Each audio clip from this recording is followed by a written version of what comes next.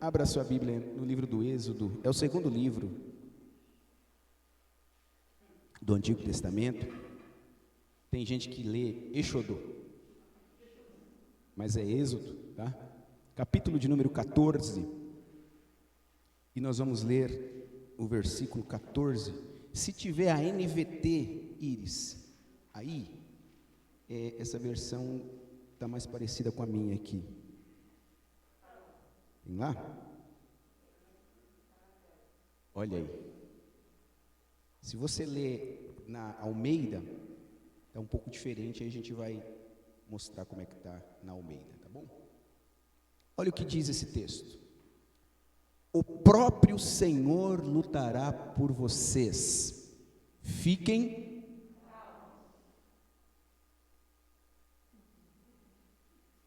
Você pode olhar aí com os olhos, né?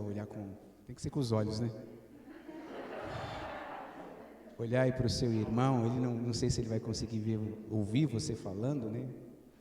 Mas pega seu dedo de profeta assim para ele assim, ó. O próprio Senhor lutará por você. O próprio Senhor lutará por você. Agora grita de longe no ouvido dele assim, ó. Fique calmo! Aleluia! Glória a Deus! Na Almeida diz assim: o Senhor pelejará por vós e vos calareis. E vós vos calareis. Mas nós vamos trabalhar ali na NVT. Amém? Queridos, deixa eu te inserir no contexto deste versículo que nós lemos. Esse versículo está dentro de uma história, ou talvez uma das histórias mais lindas acerca da presença viva de Deus no meio de um povo. Esse versículo está dentro da história daquele momento em que o povo de Deus, Israel, está encurralado. A história nos conta que Israel estava servindo o Egito como escravos, diga, escravos. E por muitos anos este povo foi massacrado, humilhado por Faraó e por todo o Egito. O fato é que, no meio deste tempo de muita escravidão, de muita humilhação, alguém no meio do povo orava a Deus. Alguém no meio deste povo clamava a Deus. Alguém no meio deste povo lembrava das promessas de Deus feita a Abraão, que faria de Abraão, dos seus descendentes, uma enorme, uma grande multidão, uma multidão curada para curar, uma multidão restaurada para restaurar, uma multidão liberta para libertar. Alguém se lembrou desta promessa, e por se lembrar desta promessa, este alguém clamava a Deus. E a história nos conta, irmã Edna, que bom ver a senhora aqui hoje, viu? Glória a Deus. Que Deus ouviu o clamor dessa minoria no meio do povo. E Deus disse: vou resgatar o meu povo da escravidão. Diga comigo, escravidão. Muito bem. Deus levanta o pastor Moisés. Nós conhecemos a história. E Moisés, então, levantado por Deus, vive um processo. Antes de tirar o povo ali do Egito, Moisés é levado ao deserto para ser treinado, para ser trabalhado, para ser curado, para ser restaurado. Moisés é levado ao deserto para ter intimidade com Deus, para aprender a ter intimidade com Deus, para ouvir Deus falar, para entender o que Deus está querendo. Ele foi levado ao deserto para ser preparado para uma grande jornada, para uma grande obra. E deixa eu dizer algo para você: todas as vezes que você senta para ouvir a palavra de Deus, Deus está te preparando para uma grande obra. Creia nisto. Todas as vezes que você dedica um tempo de jejum e oração, um tempo em que você renuncia-se a si mesmo, às suas vontades, Deus está te preparando para uma grande obra. Aleluia. Olha aí no olho do seu irmão, se é que dá para olhar com essa máscara linda. Diga para ele assim: Deus está te preparando para uma grande obra. Deus está te preparando para uma grande obra, Igreja do Avivamento. Aleluia, glória a Deus. Muito bem, Moisés conversa com Faraó. Faraó então decide, Adriana, liberar o povo. Está liberado, né? Depois que aconteceu tanta coisa ali no Egito, e uma das últimas coisas que aconteceu ali foi terrível, Samuel, a morte dos primogênitos.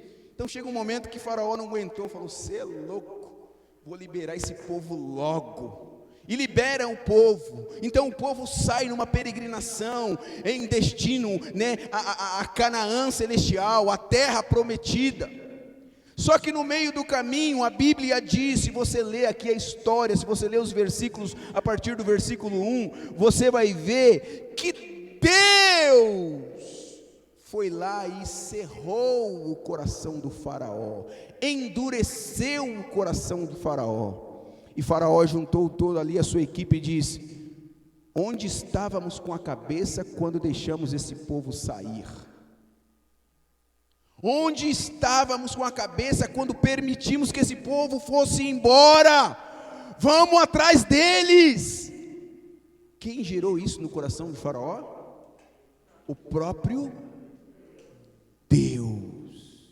Só que olha que coisa interessante: para que você avance, para que você caminhe, para que você vá em direção ao que Deus quer que você vá, Ele vai permitir determinadas perseguições em sua vida.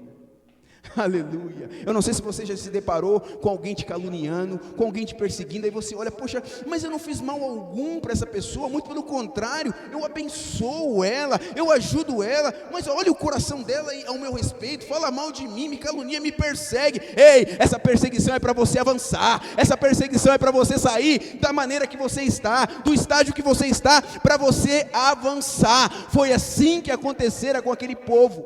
Porque se Faraó não tivesse levantado para perseguir, é provável que até hoje eles estavam lá.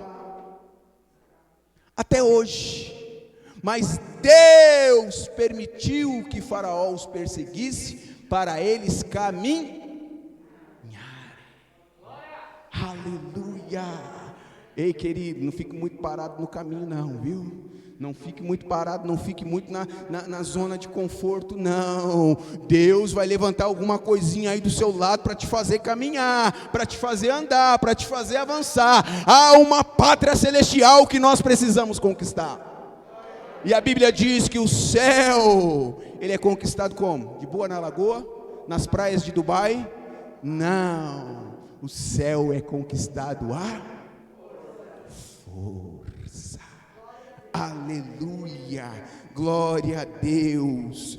Deus permite a perseguição para te fazer avançar. Olha lá o verso de número 8 e 9 para você ver. Verso 8 e 9. O Senhor endureceu o coração de Faraó, rei do Egito, para que ele perseguisse os israelitas que haviam partido triunfantemente.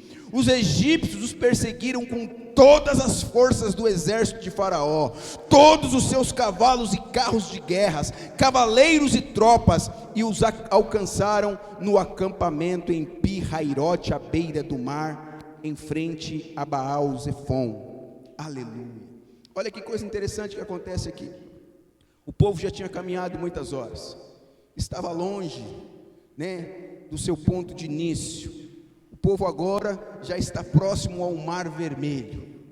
E quando este povo olha para trás, eles veem aquela fumaça de terra se levantando no caminho, e eles percebem que Faraó está vindo enfurecido. Só que na frente está o mar, atrás está Faraó. Olha o beco, a situação terrível que esse povo se coloca.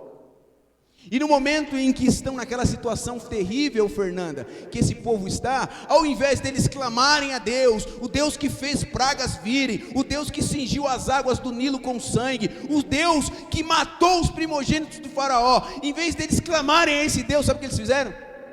Começaram a reclamar. Ei, Moisés, tirou-nos do Egito, tirou-nos da escravidão de faraó, para fazer-nos morrer aqui no deserto. Olha o que é uma mentalidade escrava. É melhor ficar no Egito padecendo do que vir e avançar em direção às promessas de Deus. Nesta noite, neste dia, nesta manhã, neste lugar aí na sua casa, Deus está arrancando da sua mente tudo aquilo que te escraviza e faz você viver uma vida medíocre, mentirosa, debaixo da escravidão, do pecado e de Satanás. Porque a escravidão, ela quer te fazer pensar naquelas coisas que aparentemente são cômodas para você, mas não é isso que Deus tem para você. Deus tem um caminho de paz, um caminho de vitória, um caminho de alegria, onde você passa sem dificuldades, onde você passa sem lutas, mas o fim dele é de paz, de glória, de bênção, porque é na presença de Deus. Aleluia, glória a Deus, aleluia. O problema do povo de Israel, meus irmãos, é muito semelhante ao nosso. Veja o verso de número 11, do capítulo 14. Aleluia. E disseram a Moisés: por que nos trouxe ao deserto para morrer? Não havia sepulturas no Egito. O que você fez conosco? Por que nos forçou a sair do Egito? Olha o verso 12. Quando ainda estávamos lá no Egito, não lhe avisamos, não falamos para você que isso aconteceria, dissemos para você, deixe-nos em paz. Como é que você consegue estar em paz, irmão, escravo? Olha a conversa desse povo. Como é que você consegue estar em paz, escravo?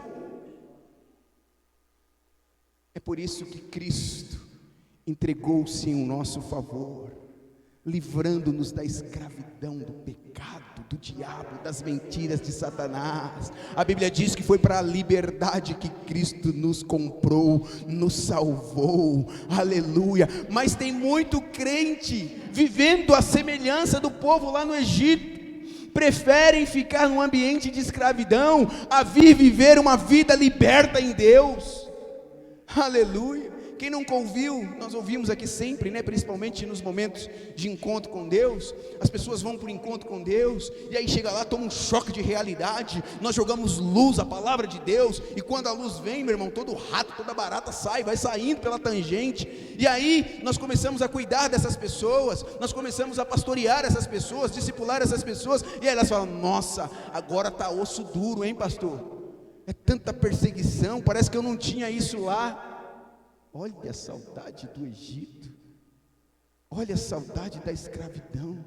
Tem gente que fala: não, é muita luta, é muita, eu acho que prefere a escravidão do que viver uma vida liberta em Deus.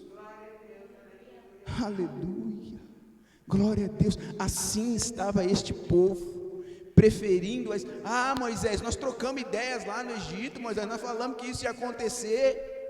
Mas Moisés também havia dito: ei, há uma terra que mana leite e mel para nós. O trabalho de Deus conosco não é no Egito. O trabalho de Deus com a sua igreja não é neste mundo. Neste mundo nós estamos apenas passeando, passageiros, peregrinos. A obra de Deus conosco é na eternidade, nas mansões celestiais, na terra prometida que Ele nos preparou. Aqui estamos apenas passando. E como é que eu e você vamos passar por aqui, murmurando, reclamando, pensando em voltar? Não, nós vamos passar por aqui com uma atitude de fé, com uma mentalidade livre, liberta, para a glória de Jesus. Aleluia, glória a Deus. Irmãos, uma mentalidade escrava não nos permite visualizar o futuro de Deus para nós. Todas as vezes que nós ficamos cocheando em dois pensamentos, todas as vezes que nós ficamos titubeando titubeando, todas as vezes que nós ficamos flertando com o mundo, nós não conseguimos visualizar um dia de glória na presença de Deus, nós não conseguimos visualizar o banquete que a nós está preparado. Mas neste domingo Deus me trouxe aqui para te dizer o seguinte: ei, caia todas as amarras da sua mente, caia tudo aquilo que aprisiona a sua mente, caiam as escamas dos seus olhos, os comichões dos seus ouvidos, e você comece a ouvir a palavra de Deus. Viva uma vida liberta, porque Cristo já te libertou. Aleluia, glória a Deus, aleluia. Quantos de nós, quando paramos ou passamos por um momento de tribulações, não ficamos apreensivos, não ficamos preocupados? Quantos de nós nesta pandemia ficou perturbado, sim ou não? Quantos de nós com medo de sair, medo de ir e vir, medo de abraçar, medo de beijar? Quantos de nós, medo de gastar o dinheiro porque vai acabar o dinheiro, medo de comer o arroz porque se eu comer o arroz vai acabar o arroz, medo de cozinhar o feijão porque se eu cozinhar acaba, fica lá, a mentalidade de escravo, uma mentalidade presa nas circunstâncias. Ei, a palavra de Deus para mim e para você hoje, assim como fora para aquele povo no momento de luta, no momento de inquietação, no momento de perturbação, foi: ei, Deus vai pelejar por vocês, Deus vai lutar por vocês, fiquem calmos, fiquem tranquilos, Deus vai pelejar por vós. Aleluia. Aleluia. Mas pastor, como é que eu creio nisso? Através do poder da palavra de Deus. É a palavra de Deus. Fiquem calmos. Aleluia. Irmãos, teve dias que eu vim aqui na igreja nesse momento de pandemia e não ver ninguém, não ver nada, tudo vazio, os matos crescendo, a gente subiu na laje ali, tudo bagunçado, o vento derrubou a parede, e olhando aquilo, eu confesso que veio certa preocupação, veio certa inquietação, veio uma coisa ruim, querendo subir, querendo me fazer viver e olhar só para a circunstância, só para aquele ambiente que eu estava vendo, que meus olhos estavam vendo. Mas rapidamente o Espírito Santo começou a me lembrar: ei, olhe na dimensão aí de São Paulo. Eu fui na laje, olhei, e o Espírito Santo disse para mim: fique calmo. Eu levantei a igreja para pregar, eu levantei a igreja para proclamar, eu levantei a igreja para triunfar, eu levantei a igreja para libertar, eu levantei a igreja para ser curada e curar, eu levantei a igreja para ser liberta e libertar. Fique calmo, que eu pelejo por você. Aleluia, glória a Deus. Fiquem calmos. Aleluia. Esse Samuca, o chicote está estralando, hein? Boleto está chegando, as lutas, as dificuldades, tanta coisa, tanta coisa acontecendo, gente morrendo, gente indo, gente ficando doente, e vem sim uma certa preocupação: eu acho que eu vou morrer nesse deserto, eu acho que eu vou morrer nessa terra. Ei, Deus vai pelejar por você, fique calmo. Deus está pelejando por você, fique calmo. Deus está trabalhando em seu favor, fique calmo. Aleluia. Você já parou para pensar que quando nós falamos que Deus está trabalhando, obrigado Felipe, por você, parece até uma certa heresia? Como assim, pastor? Deus trabalhar por mim? Como assim? Você sabia que nosso Deus é um Deus diferenciado? Não há Deus semelhante a Ele. Todos os deuses, aquele criado pela imaginação humana, todos os deuses que o homem inventa, faz através de pau, barro, ouro, prata, todos esses não podem assemelhar ao nosso Deus, porque esses ensinam que é mérito. Você consegue os seus objetivos através dos seus méritos, através do seu trabalho. Você consegue atravessar o deserto, o mar, através da sua capacidade, através da sua inteligência. Mas a Bíblia nos garante que o nosso Deus é um Deus diferenciado, diferente de todos os deuses que por aí existem. o nosso Deus trabalha em nosso favor. Abra sua Bíblia em Isaías 64. Coloca aí isso para nós, Isaías, número 64. E o verso de número 4. Você pode ler para mim, por favor?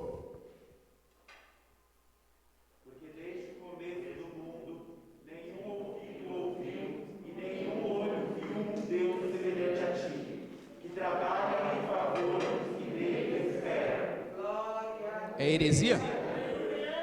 É mentira? O que Deus faz por você, irmão? Eita lasqueira. Trabalha. Deus trabalha. Fica imaginando, Deus trabalha por mim. Moisés, Deus trabalha por mim. Sim. A Bíblia diz, Ronaldo, que Deus trabalha em favor daqueles que esperam nele. Rogério, Ronaldo,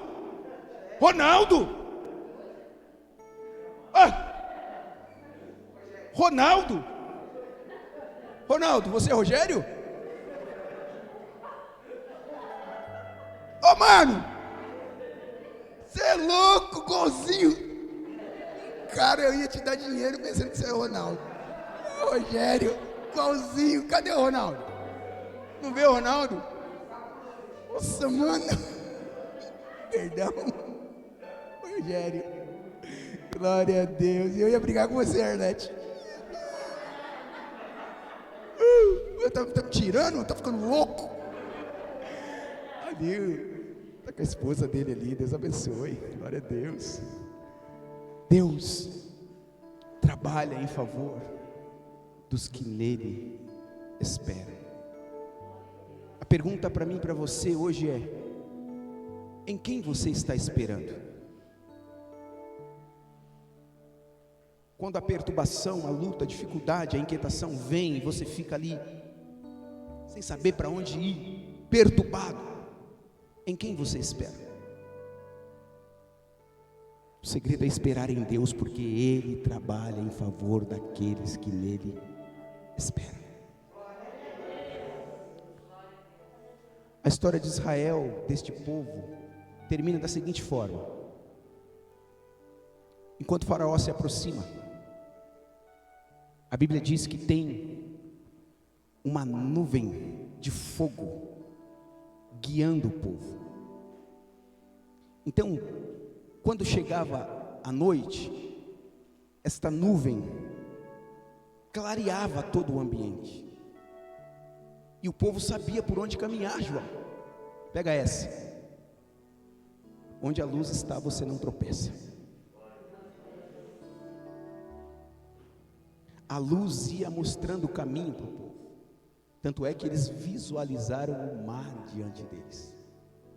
Faraó vem lá atrás, mas ele não consegue ver, porque eles estão em trevas. Eles veem de longe a luz. A história nos conta que quando o povo se acampa diante do mar, Deus começa a trabalhar no meio do povo. A primeira palavra é: fiquem calmos. O versículo de número 15 do capítulo 14 diz o seguinte: então disse o Senhor a Moisés: por que vocês estão clamando a mim? Diga ao povo que marche. Diga ao povo que... Deixa eu dizer algo para você. Para o mar se abrir, você precisa pôr os pés nas águas. Pegou? Está aí comigo? Para as escamas dos olhos caírem, você precisa se posicionar. Para o espírito de fé ser entronizado em você, você precisa se posicionar. Você precisa desejar, você precisa dizer: eu quero viver nessa atmosfera de fé. Faraó começa a chegar perto do povo. A história nos conta que quando Faraó chega perto do povo, com toda a sua equipe, com todos os seus soldados, essa coluna de fogo que aqui estava, foi para trás do povo. O que isso significa? Faraó não conseguia chegar perto. Fique calmo, Deus está cuidando de você. Fique tranquilo. A despeito das suas murmurações e reclamações, assim como o povo, Deus ainda continua cuidando de você. Aleluia, glória a Deus. Mas mesmo assim Faraó queria acabar com aquele povo. Lembra? A perseguição, Deus permite a perseguição, nunca é para te matar, meu irmão. É para você avançar. É para você ter uma atitude de fé. E foi o que aquele povo fez. Deus começa a separar as águas. Deus abre as águas. Foi uma noite inteira. A Bíblia diz que um vento soprou. Imagine o povo ali acampado na frente do Mar Vermelho e um vento soprando. Aquela nuvem de fogo estabelecida atrás. Agora, se a nuvem está atrás, eles não vêem nada o que tem à frente, apenas a escuridão do mar. Aleluia. A Bíblia diz que as águas se partem ao meio. A água vira uma coluna do lado direito, uma coluna do lado esquerdo. O povo de Faraó, os soldados de Faraó querendo vir, mas de uma forma sobrenatural. A história nos conta que as rodas dos cavalos, dos carros começaram a se soltar. Eles estavam parados, não estavam nem caminhando mais. E os carros começaram a quebrar no meio do caminho. E os soldados de Faraó olham e falam: e Faraó, contra o Deus de Israel não tem como. Mas mesmo assim, enfurecido, Faraó: não, avance, avance. O povo começa a caminhar por meio do mar em terra seca. Aleluia. Visualizando uma Canaã celestial. Quando esse povo já está na metade do mar, passando pelo mar, Deus autoriza Faraó e os seus cavaleiros virem de encontro ao povo. E Deus diz assim ao povo: vocês verão que eu sou Deus de Israel. Fiquem calmos. Aleluia. O povo passa a pés enxutos pelo mar. Faraó e os seus cavalos são submergidos pelas águas do mar. O que isso significa? Deus peleja por você. Aleluia. Eu quero concluir essa palavra dizendo para você assim: lembra que a gente falou aqui sobre escravidão? Falei para você citar a palavra escravidão. Você sabe por que o povo de Israel não ficou escravo no Egito? Pega essa aí, Wagner. É que todo escravo, ele tem um senhor. O escravo, ele tem um senhor, um dono. E não dá para ser dono de quem já tem um dono.